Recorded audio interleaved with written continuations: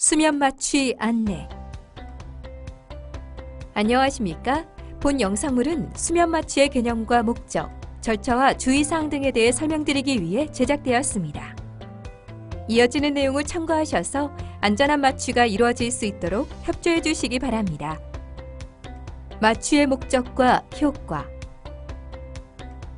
수술을 위해 시행되는 마취는 수술 중에 발생하는 통증을 제거하는 행위뿐 아니라 안전한 마취와 수술에 장애가 되는 요소를 사전에 파악하여 해결하고 수술 중 발생하는 신체적 변화를 관찰하고 조절하며 수술 후 환자의 의식과 활력 징후가 안전하게 회복되도록 관리하는 일련의 과정을 포함합니다.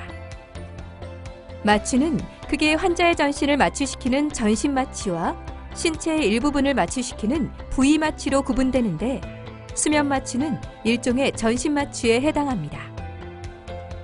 일반적인 전신 마취는 마취 가스나 마취 주사제를 이용하여 환자의 의식과 감각을 소실시키고 근육 이완제를 투여하여 전신의 근육을 이완시키며 마취 중 환자의 호흡을 유지하기 위해 기관 삽관을 시행합니다. 이에 비해 맥마취라고도 불리는 수면 마취는 일반적인 전신 마취와 달리 근육 이완제의 사용이나 기관 삽관 등을 시행하지 않고 소량의 마취제나 진정제 등을 이용 환자가 자발적인 호흡을 유지하는 상태에서 마취를 시행하는 방법입니다. 수면 마취는 비교적 짧고 간단한 수술에서 시행될 수 있는 마취 방법이므로 환자가 충분히 진정되지 않거나 수술 중 필요하다고 판단되는 경우에는 전신 마취로 전환하기도 합니다. 마취 전 주의사항. 마취과 의사는 환자의 병력과 약물 복용력을 포함 과거에 마취를 시행했던 경력이나 합병증 발생 여부뿐 아니라 치아 및 구강 상태, 기도 평가 등 신체 검진과 심전도, 흉부 방사선 검사 등 검사 결과를 종합하여 환자의 마취 위험도를 평가하고 적절한 마취 계획을 수립합니다. 그리고 안전한 마취와 수술을 위해 필요한 경우에는 확인된 위험인자를 수술 전에 교정하기도 하고 위험도가 너무 높은 경우에는 수술을 취소하거나 위험도가 낮아질 때까지 수술을 연기하는 결정을 내리기도 합니다. 한편 마취와 수술 과정에서 음식물이 기도로 흡인되는 것을 방지하기 위해 마취 전에는 8시간 이상의 금식이 필요합니다. 마취 과정과 방법. 환자가 수술대에 누우면 먼저 심전도, 혈압계, 산소 포화도 등 모니터링 장비를 연결합니다. 마취과 의사는 환자의 상태를 확인하고 환자에게 마취를 시작함을 알린 다음 정맥을 통해 마취제를 주사하여 환자의 의식을 소실시킵니다.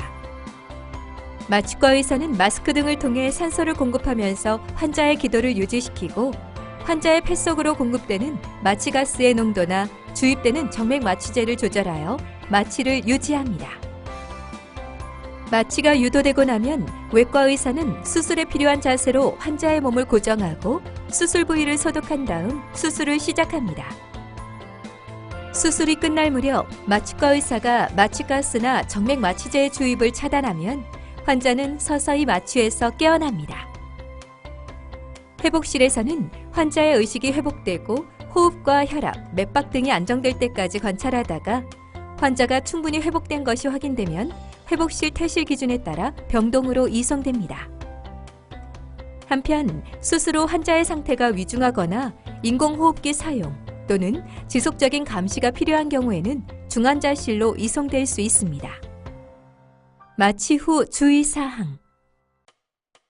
수면 마취만 시행한 경우에는 비교적 가볍게 회복될 수 있으나 전신 마취를 시행한 경우에는 다음과 같은 주의가 필요합니다. 전신 마취 후에는 기관 내에 삽입했던 튜브로 인해 목과 기도에 불편감을 느낄 수 있으나 대부분 저절로 호전됩니다.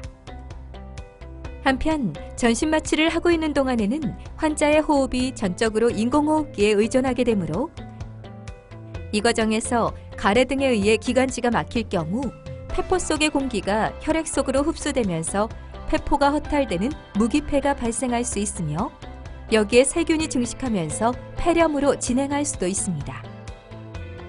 그러므로 수술 후에는 침대 머리를 30에서 40도 올린 자세를 유지하고 심호흡과 기침을 자주 하여 가래를 배출시키고 허탈된 폐를 펴는 것이 중요하며, 가래가 있으나 배출이 잘 안 되는 경우는 가습기를 틀거나 보호자가 환자의 등을 두드려주는 것도 도움이 됩니다. 마취의 합병증과 부작용. 비록 전신마취에 비해서는 위험성이 낮지만 흡입마취의 경우에도 전신마취와 유사하게 다음과 같은 합병증들이 발생할 수 있습니다. 호흡기 합병증. 마취 과정이나 기관 삭관 과정에서 호흡기가 과민하게 수축하여 폐쇄되는 후두 경련이나 기관지 경련이 발생할 수 있으며, 이로 인한 호흡 부전으로 저산소증이나 뇌 손상이 발생할 수 있습니다. 그리고 기관 삭관을 시행한 경우에는 튜브로 인한 자극에 의해 성대마비나 성대결절 등이 발생할 수 있으며, 이로 인해 목이 쉬는 증상이 나타날 수 있습니다. 한편 수면 마취 후에는 무기폐나 폐렴이 발생할 수 있으며, 심할 경우 인공호흡기 치료가 필요하거나 환자가 호흡 부전으로 사망할 수도 있습니다. 전신적 합병증. 마취와 수술 과정에서 사용한 마취제나 항생제 등의 약제, 수술 중 발생한 출혈이나 탈수 등에 의해 간 손상과 신장 손상 등이 발생할 수 있으며, 심장의 관상동맥이 좁아지거나 막히는 협심증이나 심근경색, 뇌혈관이 막히거나 파열되는 뇌졸중 등도 발생할 수 있습니다. 이러한 합병증들은 비교적 드물게 발생하는 합병증이지만 고령 환자나 심혈관 질환자, 간 및 신장 질환자 등 수술 이전부터 위험성을 가진 환자의 경우에는 특히 주의가 필요합니다. 전신 마취로 전환하는 경우에 합병증. 수면 마취는 비교적 짧고 간단한 수술에서 시행될 수 있는 마취 방법이므로 환자가 충분히 진정되지 않거나 수술 중 필요하다고 판단되는 경우에는 전신 마취로 전환해야 합니다. 전신 마취를 위해 기관 삭관을 시행하는 과정에서 입 주위의 피부나 잇몸, 치아 등이 손상을 입을 수 있습니다. 특히 목이나 턱의 움직임에 제한이 있거나 위턱이 돌출되거나 턱이 작은 사람 등 기관 삭관이 어려운 경우에는 치아의 손상이 발생할 위험성이 상대적으로 높습니다. 그리고 일부 환자에서는 마취에서 깨어날 때 턱을 강하게 깨물면서 치아가 손상되는 경우도 있으며, 드물게는 손상된 치아가 기도나 식도로 들어가는 경우도 발생할 수 있습니다. 마취를 시행하지 않을 경우 및 다른 마취 방법.